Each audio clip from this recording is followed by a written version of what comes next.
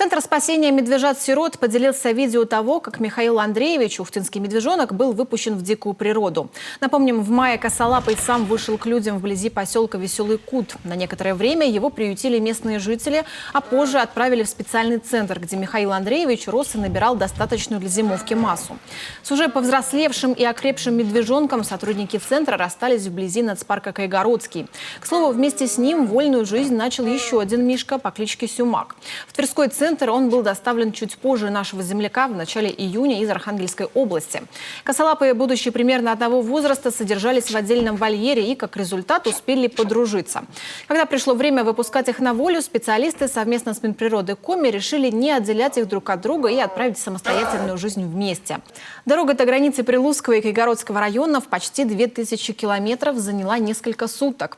Из-за долгого переезда медвежата из клеток выходили без энтузиазма.